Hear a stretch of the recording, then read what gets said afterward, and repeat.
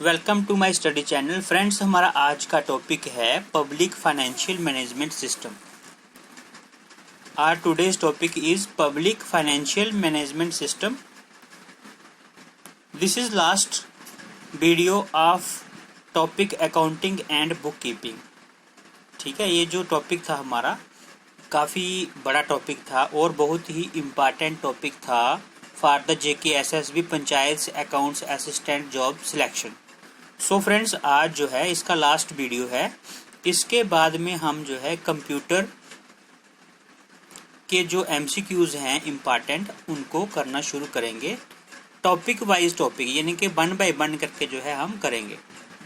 So friends, without wasting time let's start. Question number 1 is which of the following is a union tax. Here A is corporation tax, B is taxes on agriculture income, C is capitalization tax and land revenues. Next is land revenues. Here answer is corporation tax.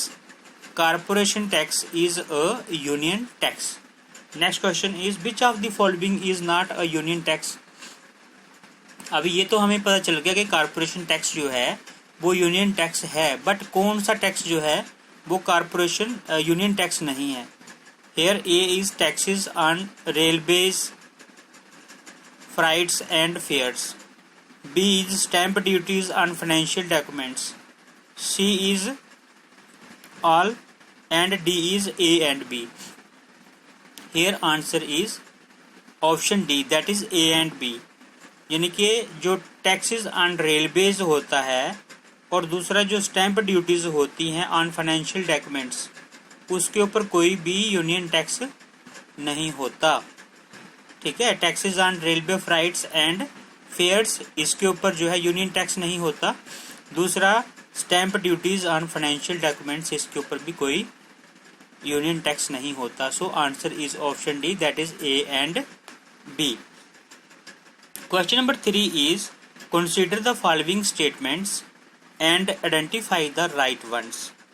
First is central government does not have mentioned in state or concurrent list. Central government does not have mentioned in state or concurrent list. Second is the constitution also provides for transferring certain tax revenues from union list to states. Here A is 1 only, B is 2 only. Friends, answer is option B, that is 2 only. यानी कि जो central government है does not have mentioned in the state or concurrent list, ये जो है सही नहीं है। So जो राइट ऑप्शन है वो है the constitution also provides for transferring certain tax revenues from union list to state. So option B is the right answer. Next question is the tax levied by the union government on income of individuals is known as. Here the question is the tax levied by the union government on income of individual is known as. Here A is personal income tax, B is interest tax and C is wealth tax. Here answer is personal income tax. Next question is the tax on net income of companies is. The tax on net income of companies is. देखो, जो companies की income होती है उसके ऊपर जो tax लगता है उसके बारे में पूछा गया है। The tax on net income of companies, यानी कि कंपनीज की नेट इनकम के ऊपर लगने वाले टैक्स को क्या बोलते हैं। Here A is wealth tax, B is corporation tax, C is interest tax. Here answer is corporation tax, उसे क्या बोलते हैं, corporation tax. Next question is consider the following statements and identify the right ones. First statement is wealth tax is collected from productive as well as unproductive assets. B is, यानी कि second is state duty was a type of inheritance tax of large estate. Here A is 1 only, second B is 2 only. Here answer is 2 only, that is a state duty was a type of inheritance tax of large estate. So here answer is 2 only. Next question is which of the following tax is oblique or withdrawn or abolished. A is interest tax, B is a state duty, C is gift tax and D is all of the above. Friends, here answer is all of the above. यानी कि interest tax, state duty और gift tax जो है ये abolish किए गए हैं या फिर विड्रॉन कर दिया गया है इनको। ठीक है, आपको पता होना चाहिए interest tax, state duty and gift tax are withdrawn or abolished. Next question is the most important source of revenue to the state is. जो इनकम का जो सबसे बड़ा जो सोर्स होता है स्टेट में वो को क्या होता है? A is sales tax, B is service tax, C is excise duty and D is none of the above. Here answer is sales tax.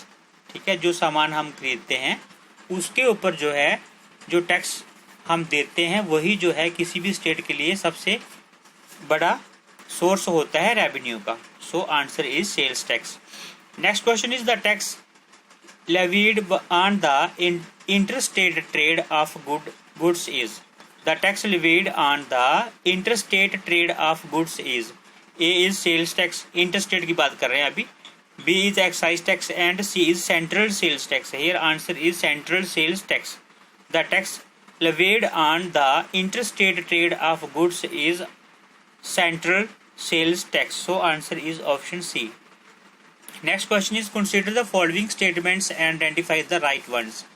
The 14th Finance Commission is headed by C. Rangarajan. B is the recommendations of the commission will come into effect from April 1, 2015. Here option A is only A is correct, B is only B is correct, C is both, D is none of the above. So answer is only B is correct. यानी कि जो 14th finance commission था उसकी headed जो है bye सी रंगाराजन जो है ये गलत है। The recommendations of the commission will come into affect from April 1, 2015, ये वाला सही है। So option B is the right answer. Next question is the difference between revenue expenditure and revenue receipts is dash. Here A is revenue deficit. The difference between revenue expenditure and revenue received is revenue deficit. Answer is उसे क्या बोलते हैं? revenue deficit. Difference between revenue expenditure और revenue receipts उसे बोलते हैं revenue deficit. Next question is the difference between revenue deficit and grants for creation of capital assets is called dash.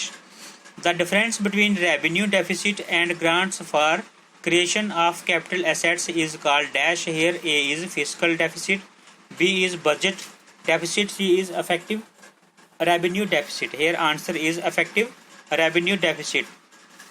The difference between revenue deficit and grants for creation of capital assets is called effective revenue deficit. So option C is the right answer. Next question is the difference between total expenditure and total receipts is called.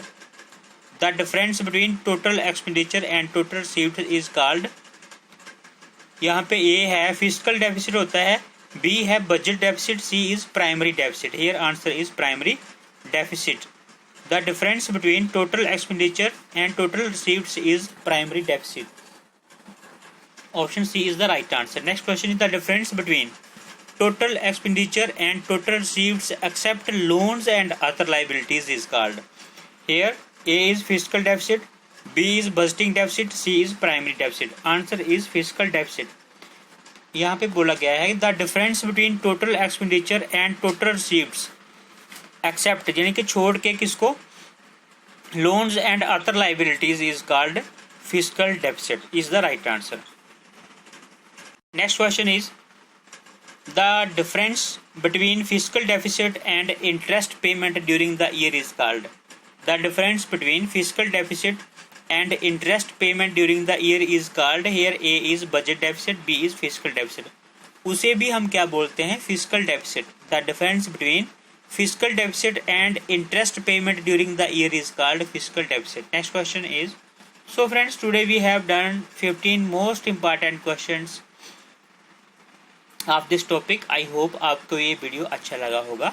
Friends, इसी के साथ हमने आज जो है accounting and book keeping का जो topic था, जिसका वेटेज था हमारे एग्जाम में 30 मार्क्स, उसको आज कंप्लीट किया है। ठीक है, अगर आपने मेरे बाकी वाले वीडियोस नहीं देखे हैं तो फ्रेंड्स चैप्टर वाइज यानी कि टॉपिक वाइज टॉपिक वीडियोस जो है मैंने बनाए हैं, और आप जो है मेरी प्लेलिस्ट में जाके वो वीडियोस देख सकते हैं। So friends, if you are new on my channel, please subscribe my channel and press the bell icon to get our latest videos.